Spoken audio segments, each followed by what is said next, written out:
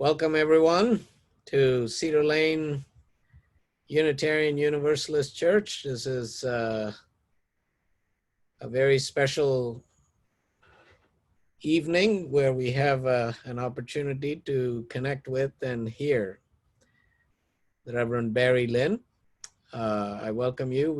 This is sort of a sporadic series that we have initiated of conversations with people that I particularly appreciate, respect, and have enjoyed getting to know. And today I'm delighted Reverend Lynn has joined us. Before we get started, I just want to share a few housekeeping things. So we are doing this via Zoom, and if you would stay muted so that people can hear Reverend Lynn, and then after Reverend Lynn speaks, we will have some Q&A time. And the way we thought we might do this is if you could post a question in the chat, I will be happy to convey that question to Reverend Lynn. So if you have the chat box open, you're welcome to put in a question at any time, and then we will gather those questions and go through them. And also, we are recording this session, so I hope that is okay with you. We would like to share this after the fact, and for all those folks who were unable to be here, and also make it available via social media. So, so if you want to keep your video off, you're welcome to do that as well, especially because this is Zoom and we're gonna be seen, all of us. Anyway, with that, let me share a little bit about Reverend Barry Lynn, who served as Executive Director of Americans United for Separation of Church and State for 25 years, from 1992 until his retirement in 2017. He earned his law degree from Georgetown, and also he is an ordained minister in the United Church of Christ. And during his career, Reverend Lynn appeared frequently on television and radio to discuss First Amendment issues, and was a frequent guest on the PBS NewsHour, the Today Show, Good Morning America, NBC, ABC, CBS, Fox. One of my favorites was his engaging in a delightful debate with Bill O'Reilly. And I was trying to dig up that video. I couldn't just find it online, but that was one of my favorites.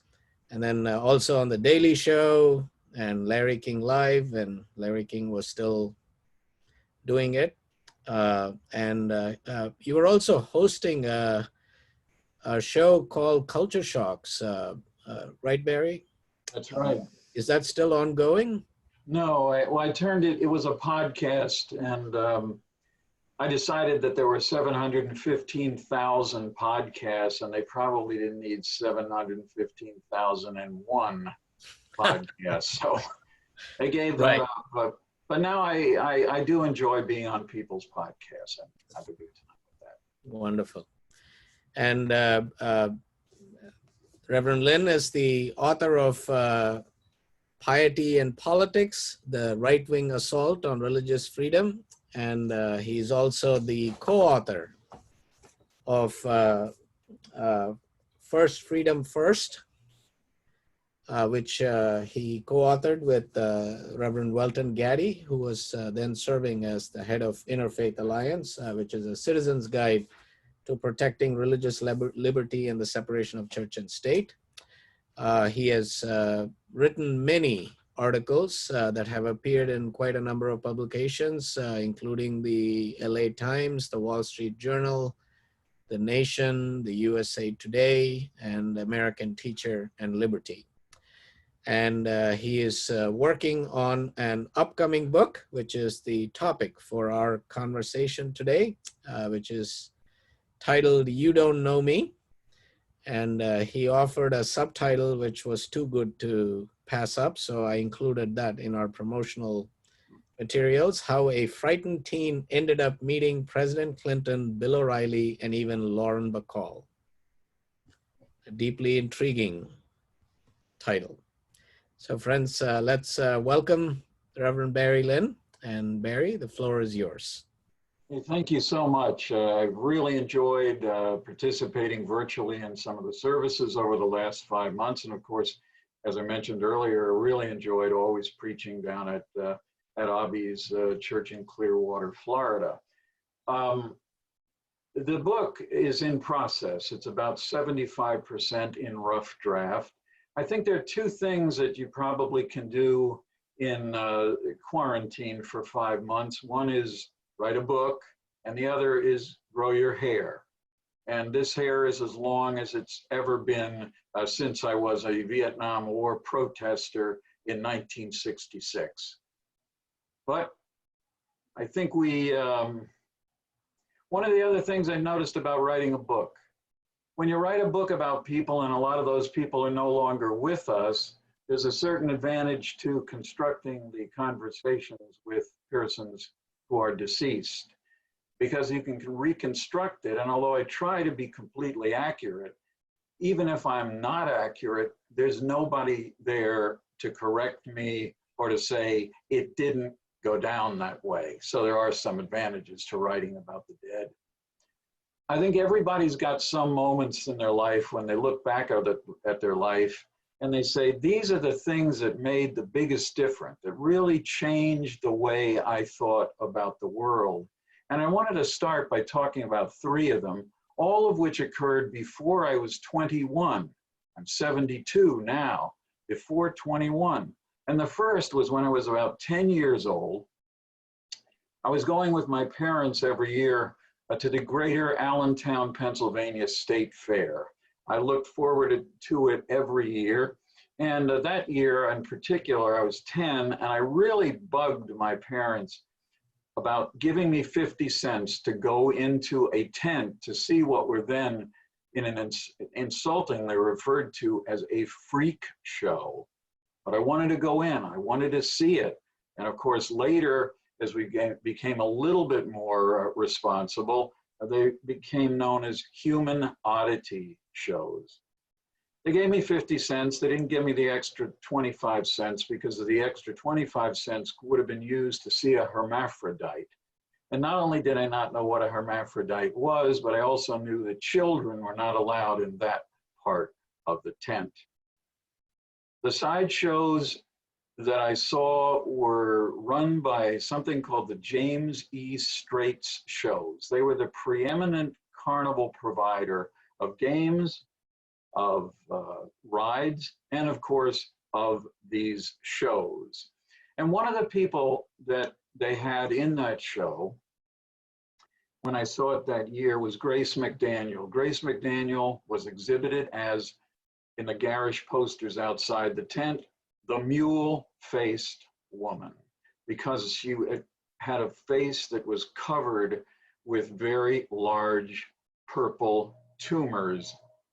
And they also exhibited someone named Stanley Barrett. Stanley Barrett was advertised as a seal boy, born with short arms, with no hands, and what were characterized as flippers.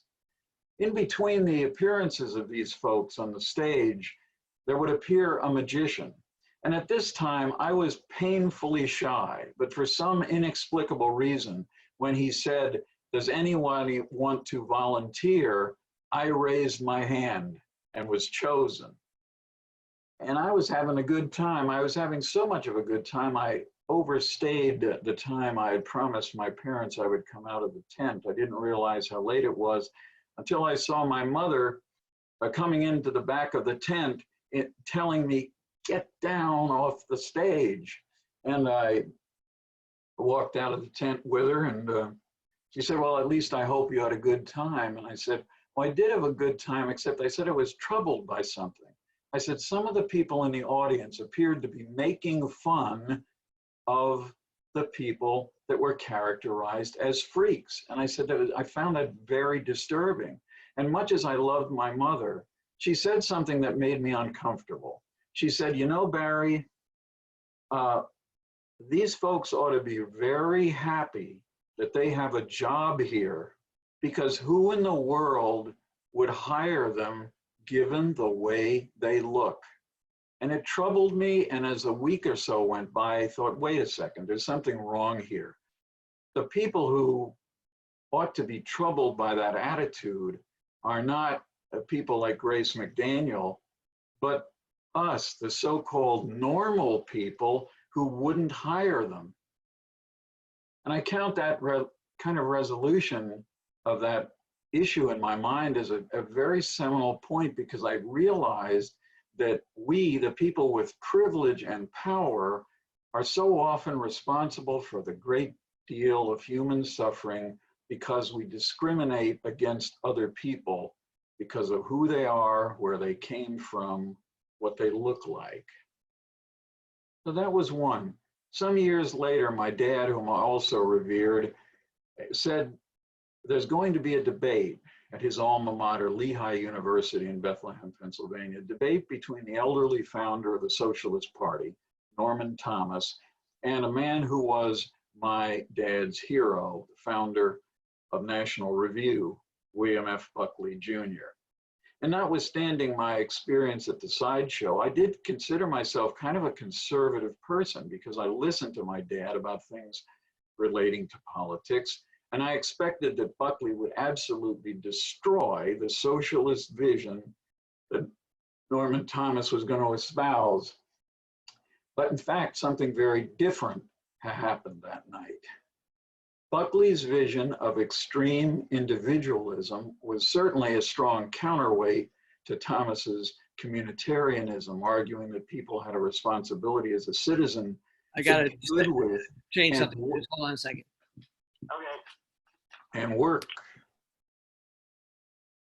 I guess,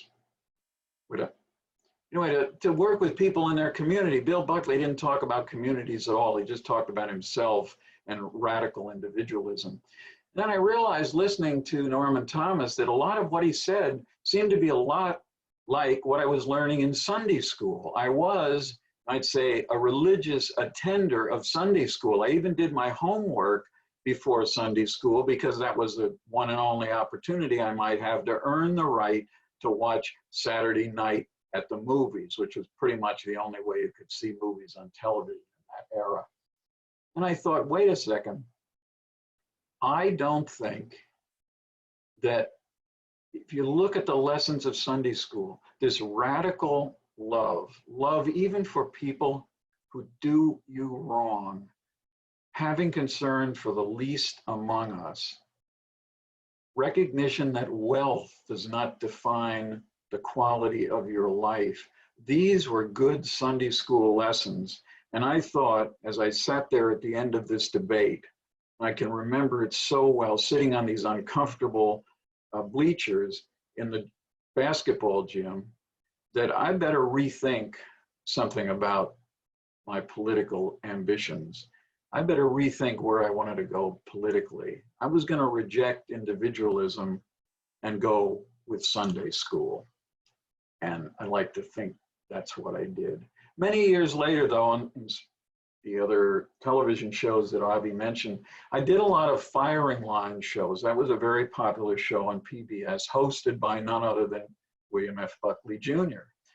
And we're always done at colleges, and one trip from Charlotte, North Carolina to a really small town in North Carolina to do one of the debates, I had a chance to tell Bill something, and I told him this. I said, you know, Bill, you'd had a debate at Lehigh University when I was in the 11th grade, and you debated Norman Thomas. And the fact that, in my judgment, you lost that debate, essentially, Bill, you created me. You created me. And it was one of the 2 times he was speechless in response. I was, the third kind of thing that happened that was so important was in college. And Joanne, who's joined us here tonight, was when I met her. I was in my sophomore year at Dickinson College in Carlisle, Pennsylvania. I was running the activities table for the debate team for the incoming class, trying to lure incoming students into being a part of that extracurricular activity.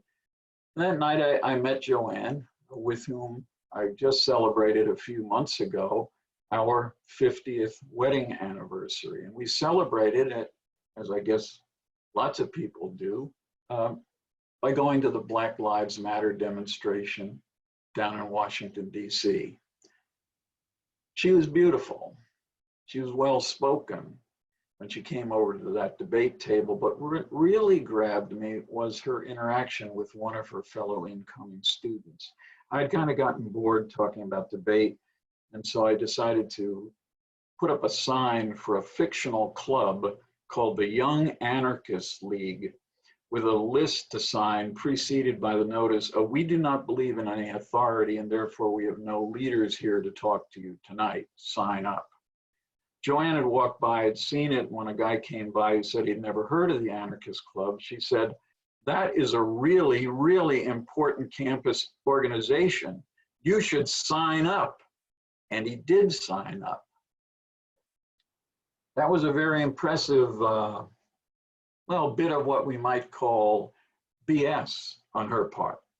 When I went back to the dorm and my roommate said, well, what happened tonight? I said, well, I talked to a lot of people, and I said, and I really did say this, and I also met the woman I'm going to marry.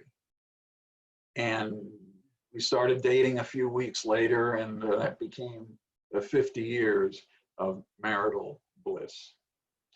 So before 21, you might say I'd established 3 principles. Be concerned most with the people the culture has relegated to the fringes, the metaphorical back of the bus.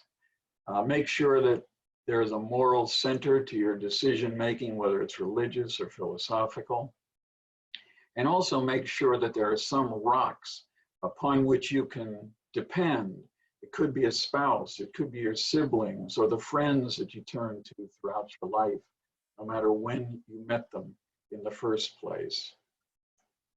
When I finally entered the world of my career after spending one summer working selling cutlery door to door, another measuring sewer pipe for the Pennsylvania Department of Highways, I was convinced that I wanted to do something that might make a difference for good, no matter how small my own contribution to that goodness might be. The Vietnam War was occurring. It was the centerpiece of my college political life. I was, of course, horrified by the killings at Kent State and Jackson State in 1970, when government personnel made it clear that they hated dissenters so much they were willing to kill them. When I had gotten to college in 1966, there were 8 people in the whole college who went to the big demonstration in Washington against the Vietnam War. But by the time 1970 came around and the murders occurred, there were lots of cars, carloads of students, and 8 busloads of students who went to the big demonstration following the Kent and Jackson State murders. I had spent the whole week trying to find a Pennsylvania that had buses that were willing to take us to Washington, and there was nobody willing to do that but one, and that was the people who ran the service called Gettysburg Battlefield Tour Buses. They were willing to go. And I can tell you there were a lot of photographs taken down at the mall in Washington about these buses emblazoned with the phrase Gettysburg Battlefield Tours that day, and that important day in the life of the anti-war movement. My first real job outside of college was when I was in graduate school. I also taught religion classes at something called at the Cardinal Cushing Central High School in South Boston. The school was run by the Sisters of Notre Dame's teaching order. They made a commitment that as Boston moved to the integration of its public schools, the sisters would not allow their school to become a haven of white flight. And toward that end, they gave scholarships to many Hispanic and African American students. They even hired a few people like me who were not members of the Catholic faith. And I'm not sure that white students there were willing to spend their lives in kumbaya moments with people of color, but I did meet enough of these students when I'd return to Boston, go to meetings, give speeches, or when I'd run into them occasionally in Washington, that I could tell that that integrated experience that they had profoundly had altered their life. Sadly, just 2 years after I left teaching and came down here to Washington, there was integration of the public schools in the city of Boston, and the animosity was so high that police could not, or perhaps would not, take care of the students as they walked to Cardinal Cushing High School, the 1 block from the subway stop. Thus, that school, created for all the right reasons, became, ironically, an all-white high school.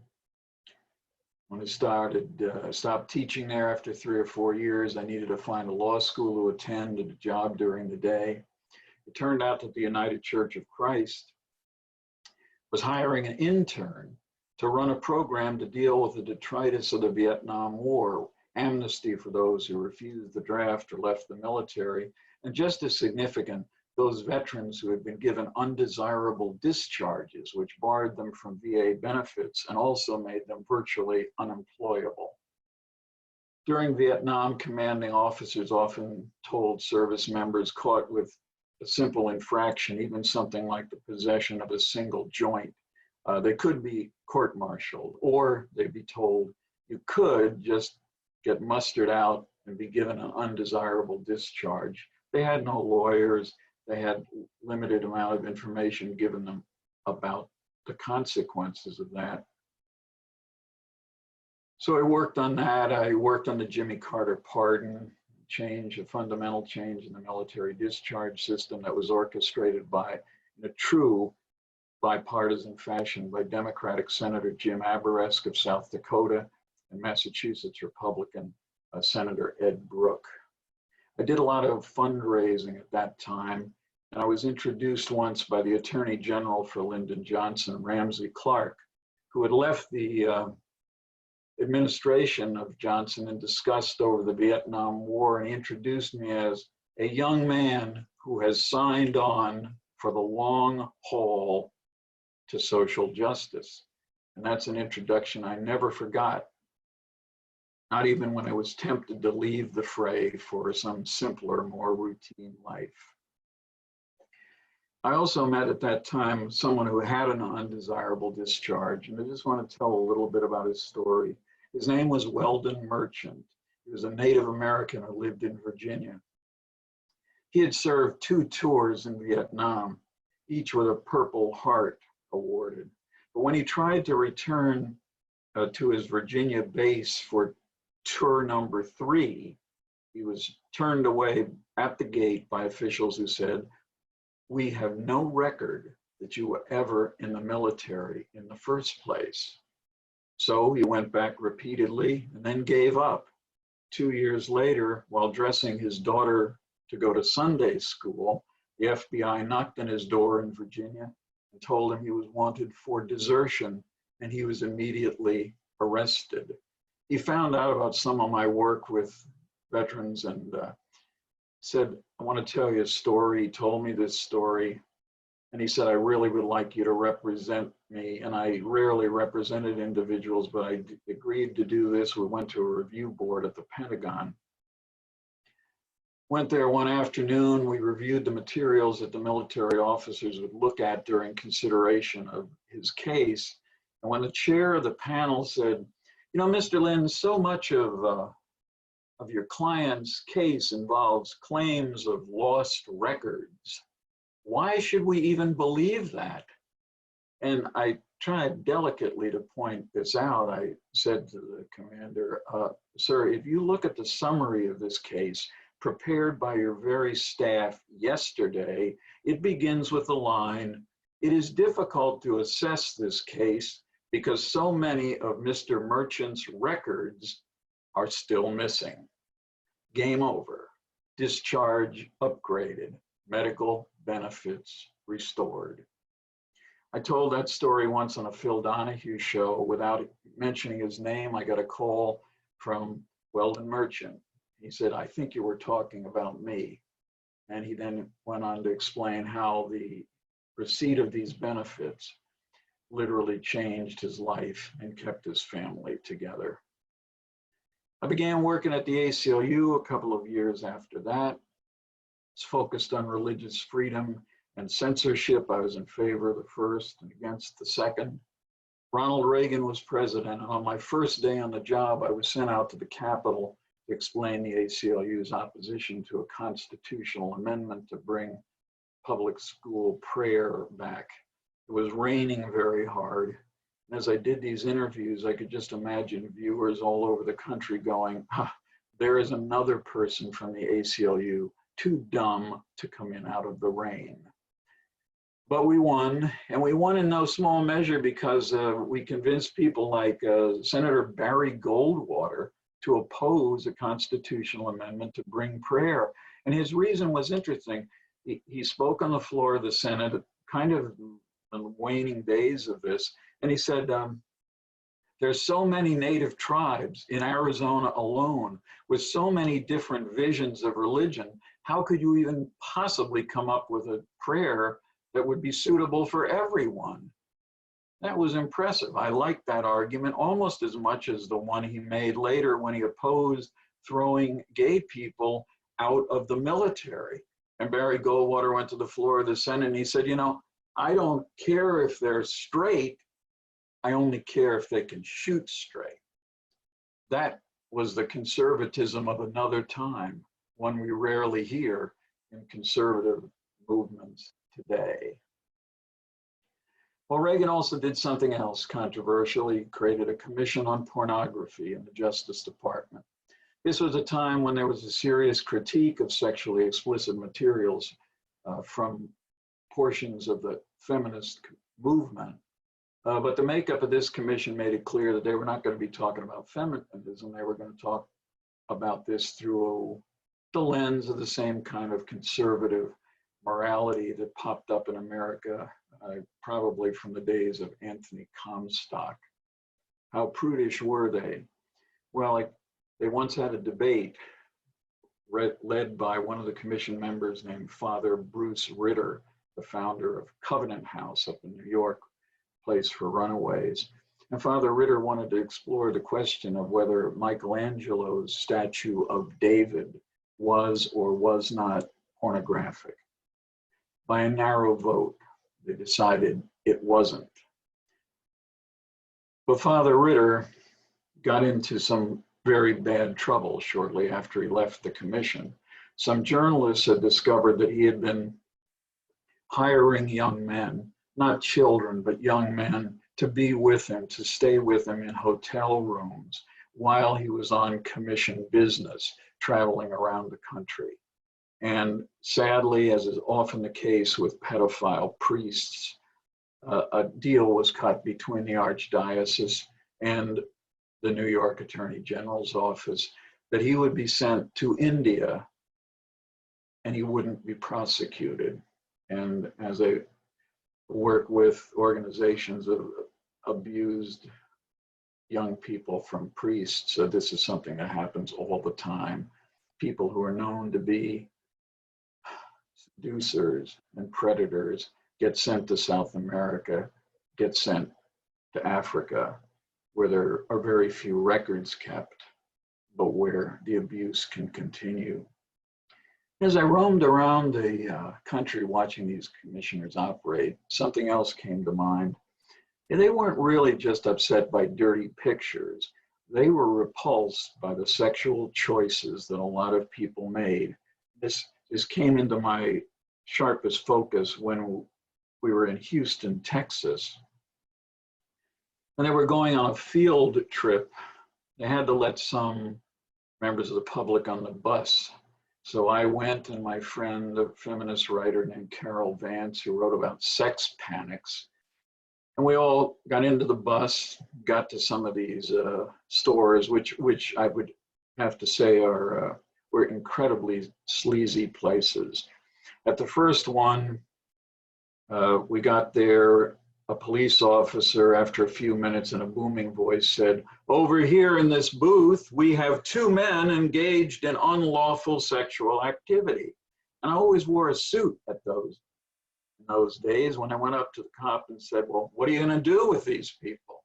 He just thought I was one of the bureaucrats from Washington. So he said, "Well, because you people are here, I'll just let them off with a warning."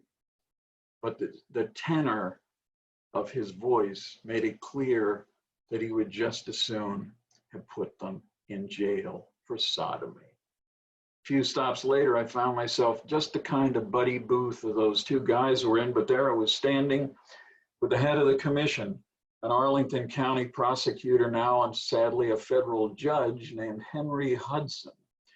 And the third person in the booth was the editor of Woman's Day magazine, Ellen Levine.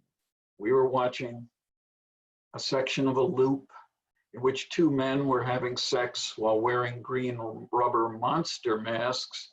And Henry says, "Well, Barry, when you testified before the commission, you said all of these images have messages.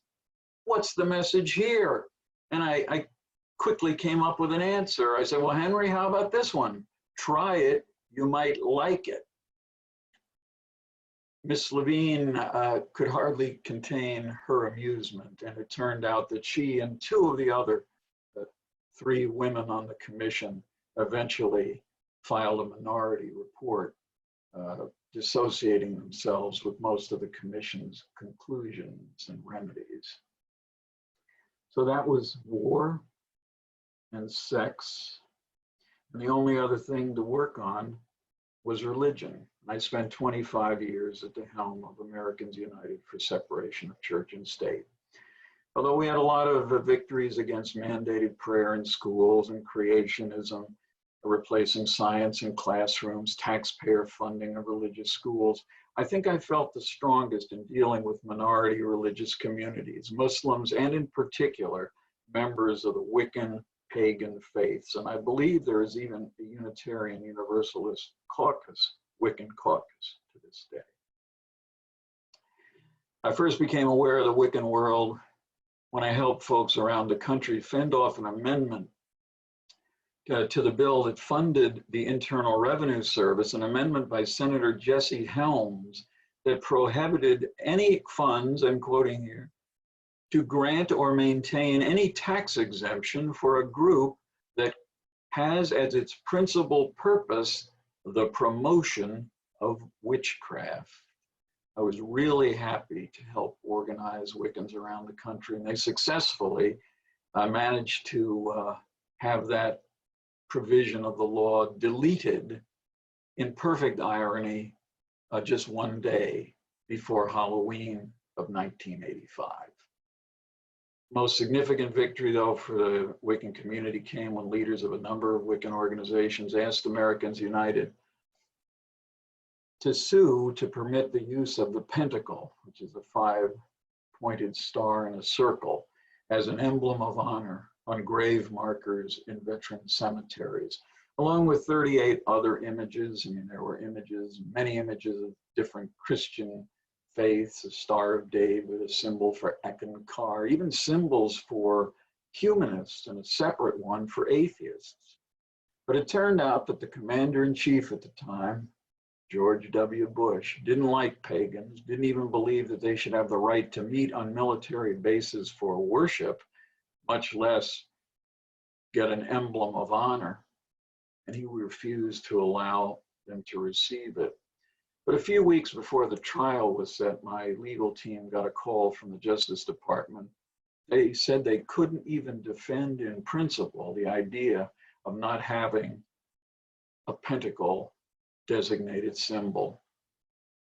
And thus came symbol of honor number 39.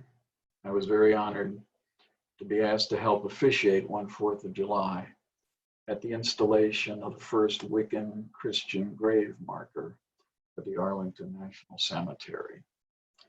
You know, I wouldn't trade my life for anybody's. I've had a good time. I've helped a few people get the justice they deserve. And writing this book has allowed me an opportunity to speak with some of the people that I write about, the people who are alive, who recall pieces of this. And a couple of those conversations have literally ended in tears on my part and on the part of the person I was talking to explore my previously unknown archives of major newspapers, and also with the help of that researcher I hired, exploring the backstories of people like Grace McDaniel, the woman in the sideshow. I've enjoyed writing the book. I've certainly enjoyed telling you in rough summary what this book is all about. And I'm more than happy to answer any questions that you have about these subjects or anything else. And if I'm not honest, Joanne will correct me. Thank you. Thank you so much, Barry. That was a wonderful journey you took us on, though I was still waiting to hear more about your meeting Lauren Bacall, but I'm sure Well, I see that there's someone in the chat who has also asked that question, and I would like to say I deliberately didn't mention it, but I will, because I promised. There was once in Washington, and those of you who lived here a long time know that one of the first and important political shows in Washington, even before there was PBS around here, was a show called Panorama. It was on Channel 5, and it was hosted by Maury Povich, you know, the guy who now spends his life doing blood tests for paternity purposes and yelling at couples. But he was a very smart guy, and he took politics seriously. And one day, I was over there to do a show with the late Congressman Paul McCloskey. He fashioned himself as a liberal Republican, and on many issues he was, but he began a crusade to bring back compulsory national service. And he was one of those few members of Congress that actually, at the request of a constituent, had me fly out and have a debate with him at his constituent's church. And this is unheard of. I mean, now you're lucky to find members of Congress willing to debate the people that are running against them in the election. But Pete McCloskey was willing to do that. We had a lot of debates about this. And the day I was on Panorama with him, the other guest to follow us was Lauren Bacall. And I just loved Lauren Bacall's movies. And I mean, her interactions with Humphrey Bogart were legendary. So she comes up as we're walking off the stage, she's walking on.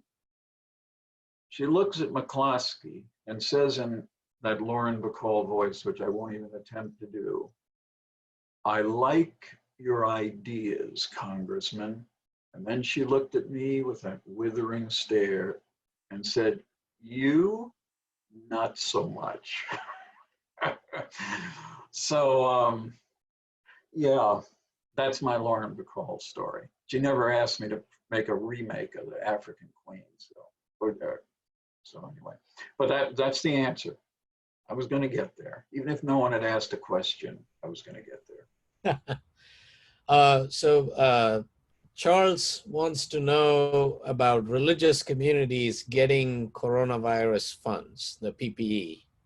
Yeah, it's truly shocking.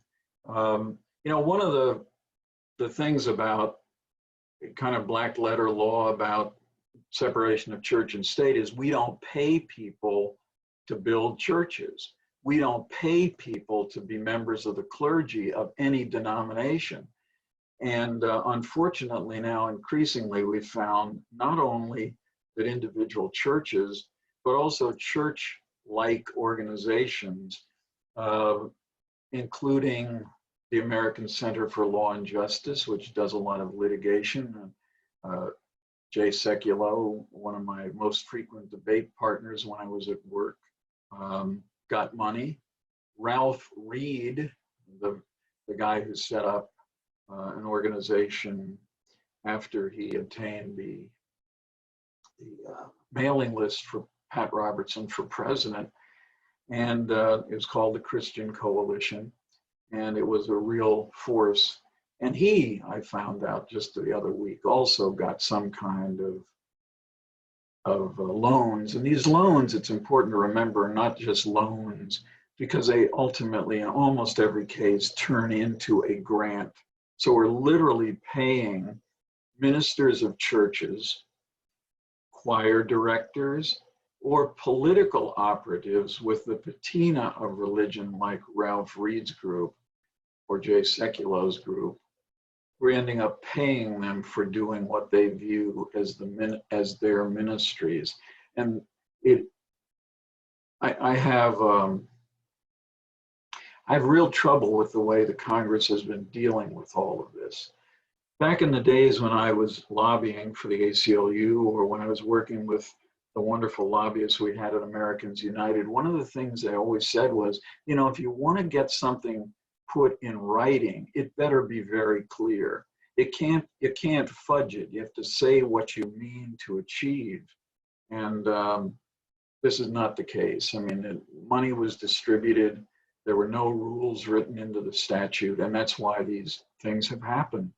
Money goes to religious entities, and literally to churches and to religious schools. Americans United did a survey of a study that they released just about a week ago.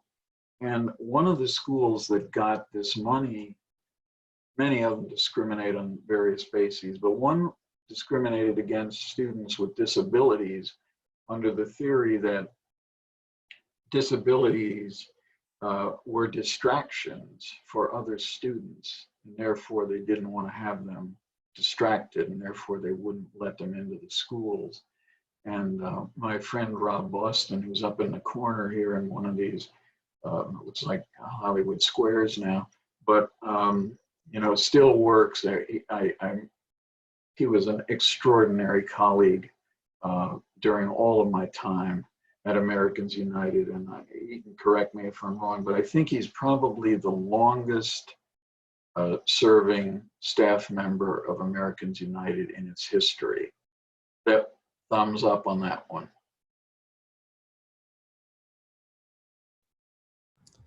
So do we have any other thoughts? Oh, yes. Yeah, okay. Bill wants to know, how is the wall of separation doing these days from your perspective? Well, there have been cannon shots to it in a series of Supreme Court decisions just this year. It became clear that the idea of what religious liberty is has been dramatically transformed. It's religious liberty now means that you can do anything with your religion, even if it does damage to someone else. There have been decisions that are on the way to permitting any kind of business that claims a religious exemption for, or a religious objection to doing something, that they don't have to do it. And in one case decided in this last term, the idea was expanded so that if you had a moral objection, whether it's based on religion or not, and you didn't want to hire people, you didn't want to hire members of the LGBTQ community, you didn't want to hire people who were pregnant, that you would have the right to do that. And the handwriting is on the wall, I think, that things will get worse. Also, there was a decision made that not only could you not refuse to fund private religious schools if you as a state decided to fund any religious schools, but that you had to include religious schools as those to get disbursements of your state funds.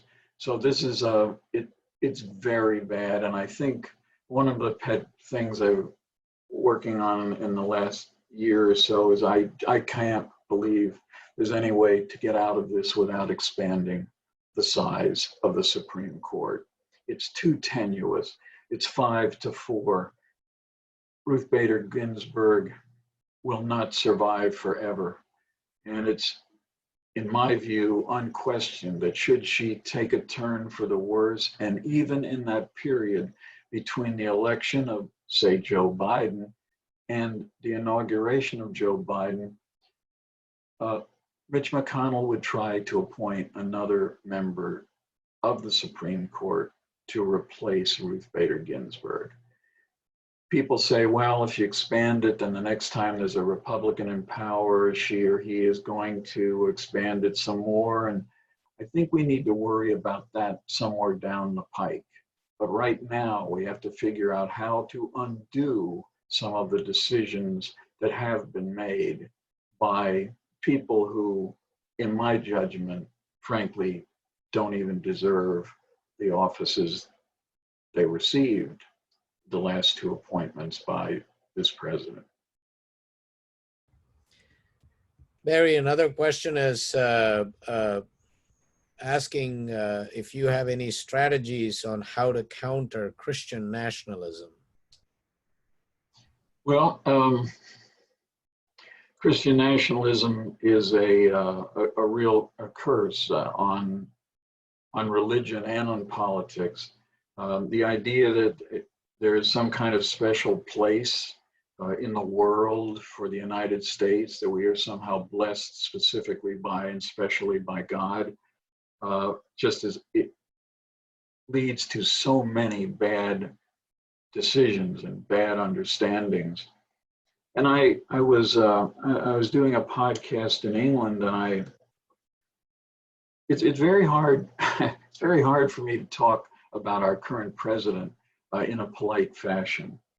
But he recently was, there was an inquiry made by several members of the House that he, to go back to pornography, that he should instruct the Department of Justice to prosecute pornography now, not child pornography, but adult stuff. And in the letter that was signed by Mark Meadows when he was in Congress, he's now the chief of staff at the White House, he said that Donald Trump had been the first president to sign an anti-pornography pledge.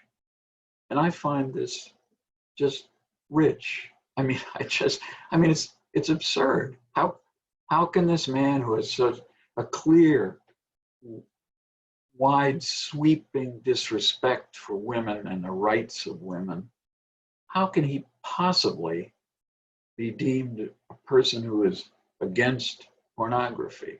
You can't even suggest that perhaps one of his close people might have been in that business, because then she sues you.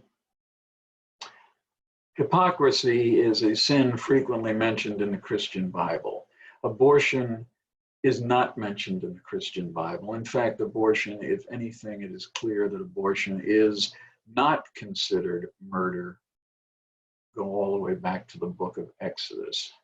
Gay people mentioned, marriage of gay people. I find it inconceivable that the Jesus I care about to this day would think that it was wrong for people to love each other even if they are of the same sex. I find it impossible to believe. I spent much of my life having arguments with religious right people. I mean, with Jerry Falwell over 100 times, with Pat Robertson, with Jay Sekulow, with people who are no longer in the religious right business. And sometimes you felt like you could make a little bit of a difference, and sometimes nothing has happened. There was a guy who I frequently debated named Rob Schenck. He was a twin brother of Paul Schenck. And he used to go and do what I'd have to give him enormous credit for, having marvelous displays outside the Supreme Court every time there was a religion case or an abortion-related case at the Supreme Court. And I never really understood who he represented, but he wore a collar and he had these flamboyant crosses. Once he even had what purported to be a dead fetus in a jar. And I recently communicated with him, and he's kind of changed his mind. I'm not sure that on every issue, but he no longer opposes abortion, except to say he wishes people didn't have them. But he's written a book, which I just got in the mail the other day, explaining what he calls his third conversion. He converted from Judaism to Christianity, and then he became a right-wing Christian, and now he's become what he calls a Bonhoeffer Christian. People can change, but many of them don't. And we have to keep calling them out for their hypocrisy and calling them out for the things that they do that we know, no matter what our moral center is, are not the moral centers of any philosophical or religious system. You don't lock up children in cages in any worldview that is decent or moral. Michael responded about hypocrisy, quoting a country song, "Everyone wants to go to heaven and nobody wants to go now." I'm a big country music fan, actually, and I've heard that song many times. There's another country song that goes, life is mainly, let me try to quote, life is mainly timing and attitude. And I think that's a good summary of what I think is going on in my life. Be there at the right time, have the right attitude. That's a better country song than Mike's.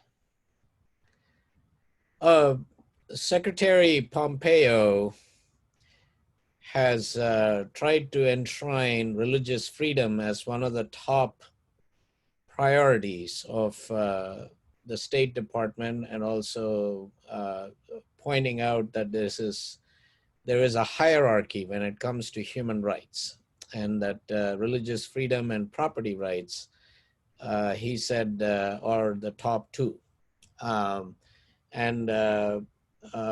Many human rights advocates and religious leaders issued statements of concern, particularly, pointing out that this could not only marginalize certain rights, but also diminish human rights advocacy and religious freedom in the way in which it is being approached. I just,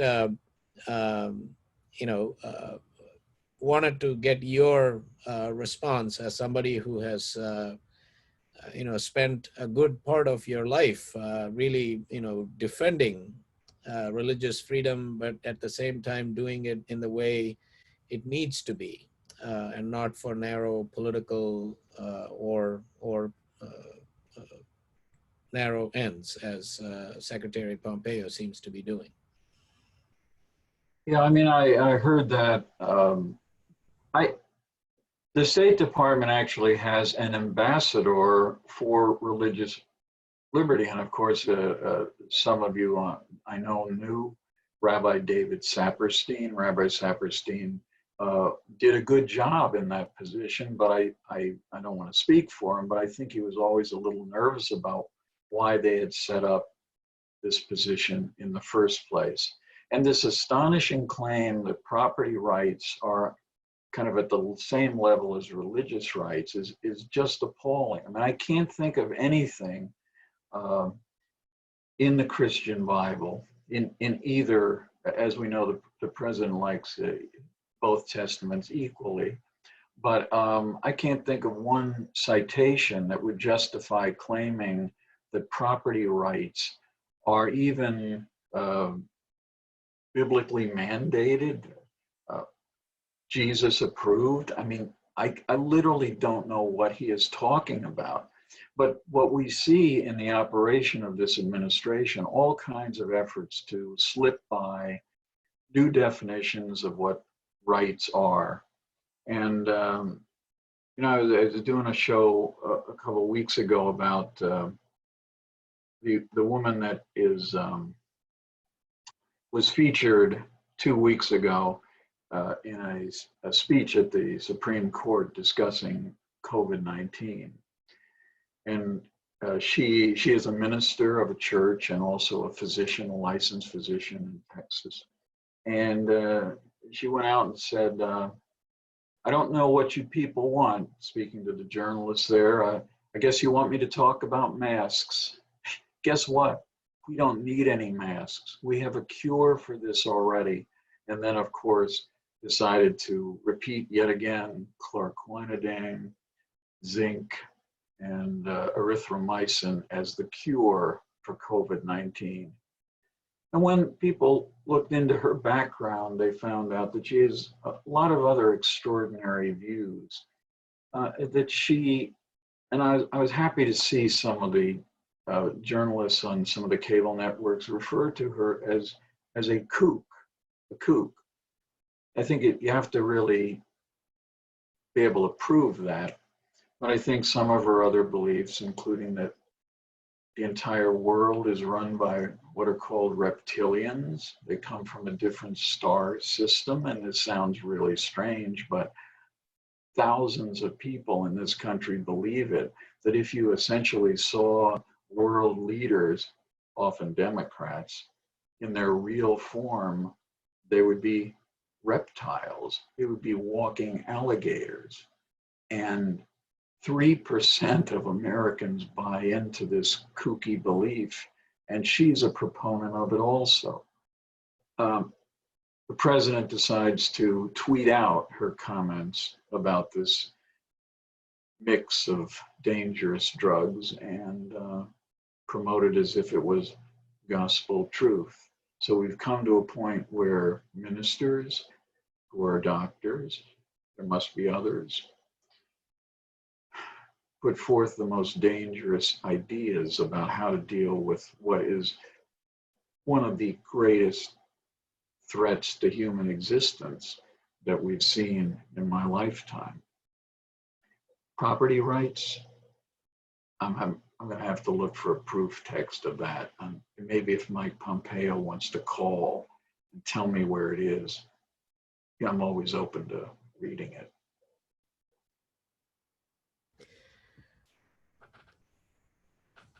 A two-part question, Barry. One is about the role religious communities play in the political process, and especially around elections, and the role of faith, especially as it is being interpreted and bandied around by presidential candidates, which has happened quite a bit. And of course, more recently, the current occupant questioning Biden's faith. Well, I think the less said about other people's faith, the better. And in fact, the less said about your own faith, the better. I remember being on CNN when Joe Lieberman was picked to be the vice presidential candidate back in the dinosaur era. And he talked a lot about religion. And the host said, well, you know, what do you think of this? And I said, well, I'll tell you, now I know what his faith is. He's told me about it. I don't need to hear it again. But of course, he brought it up constantly, and he even went so far as to say that he thought that people who were religious were likely to be more moral than people who were not, which I think gave 2 weeks of television appearances just because of that one comment. But I think Bill Bradley, who was, of course, the senator, not only a great basketball player, but the senator from New Jersey, was one of the few people running for office who, when he was asked about his religious beliefs, he said, "I do not discuss my religious beliefs during any political campaign." And that's a pretty good answer. Do we have values? Do we have faith? Can we say, I am committed to the following principles? Of course we can say that. But the idea that you can somehow define your political life in terms of theological doctrines should be anathema to politicians of any political party in the United States. But the role of churches, the churches ought to be talking about issues. And if there's disposable income, rather than give it, as some churches sadly and illegally do, to their favorite political candidates, use it for hunger programs. Use that disposable income for some good purpose within your community. Don't try to make friends with the elected politician that you hope to gain by endorsing that person or giving her or him money. There was a time at Americans United when we used to issue press releases every election cycle about the fact that if you're a tax-exempt organization of any kind, including church, you can't endorse or oppose candidates for public office. When we did that, it's funny that I hadn't thought about this for a while, but one of the people we complained about was a guy who started his career on our radar when he preached to his parishioners at a small church in a small town in Texas that they should go to the public library and take out a list of books that he considered too gay-friendly, take them out, and then never return them. And then, in the event that the library board went to the city council to say, you know, we'd like you to replace the following books, they should object to that. So I wrote him, and his name is Robert Jeffress, and you see him on television a lot because he's one of the closest confidants of the president on matters of faith. Jeffress, I wrote him a letter and I said, I really think you're doing a terrible thing. What you're doing by asking people to take out a book and never return it, it's called theft. And there's even a commandment and it's against it. He did not like that letter. And but now he's a big shot at the White House. So he's, but he also endorsed candidates, and we complained about that as well. So that's the way you don't do things. And occasionally there are liberal churches, I will say, or progressive churches who skirt the line, you know, who tend to do. I was at a church in California once, and I noticed that during the little after session at food and punch, people were having little booths set up promoting various causes and environmentalism and gun control. And then one of them was putting up their signs for the Democratic Party of California, which I thought was probably, I'd like to think perhaps they wouldn't have done it if they had listened to my sermon that day, because I'm sure I talked about it. But you know, there's a tendency, I mean, look, when you see evil, I've often said about the things that are happening now, we ought to resurrect the word evil. We shouldn't just say, well, it's wrong. It's evil to do things that this administration is doing, and we should condemn that. We should not be what the Catholic and too much of the Protestant church was during the Hitler regime and be silent or be complicit. When something is evil, talk about it, preach about it, study it, and do something about it. That's the role of the church, the synagogue, the temple, the mosque, the associations of religious people in this country, not endorsing candidates. To be the conscience of the state. Be the conscience. You know, people always, when I mention this, people would go, oh, well, Martin Luther King, he used to endorse candidates all the time, but he never endorsed candidates. And the late John Lewis told me that, and I went and researched it, and I couldn't find anything. And neither could my right of center critics. They would say to me, yeah, you know, he said Martin Luther King never, and we assumed he did, but we could never find anything. And Dr. King preached in a religious institution almost every day of his adult life. He said a lot of things about what was moral, what was right, what was wrong. He never endorsed a candidate, ever. Mm-hmm. Barry, before you retired and during the 2016 election cycle, Americans United started a project, Protect Thy Neighbor. And especially, you know, to provide a platform and a container for people who felt their First Amendment rights were being violated. Is there anything similar that is being envisioned, or even the Protect Thy Neighbor being continued? Because some of those issues have not gone away, if not gotten worse, and more things have now been added to that list. Yeah, if we can unmute my friend Rob Boston, he could perhaps discuss what is going on at Americans United, or our sister and brother organizations, to that degree. It was a campaign that, as I recall it, when we started it, it also had people who could fill out a form like, I want to protect my neighbor, and by doing this. And some of them were celebrities and famous people, and others were the rest of us. And it was a fun project, but I don't know if it's been continued, and perhaps if Rob can jump in here for a second and let us know. Yeah, I'd be happy to.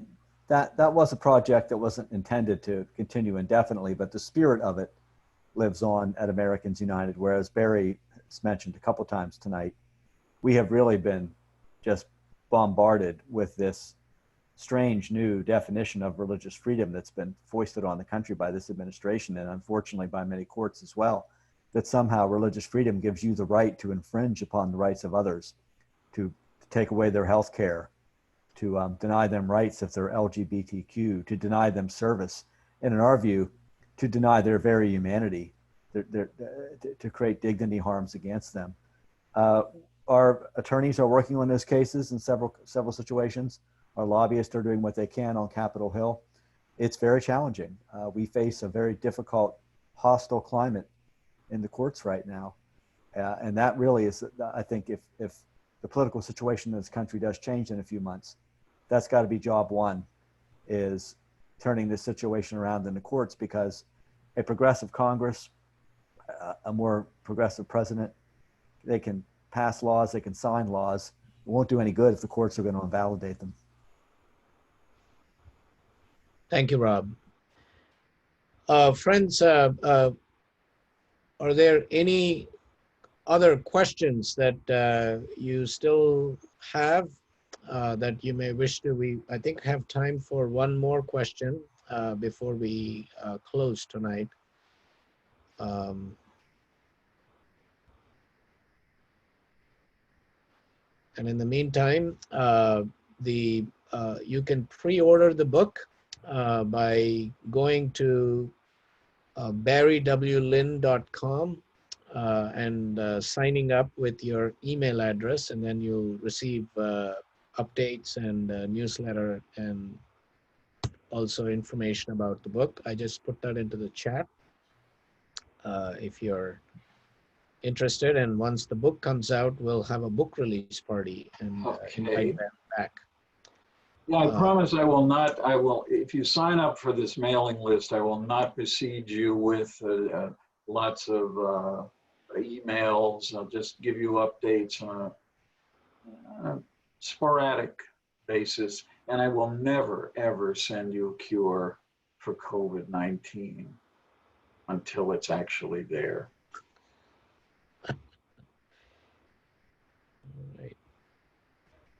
Well, thank you so much, Barry. It's been a wonderful evening, both some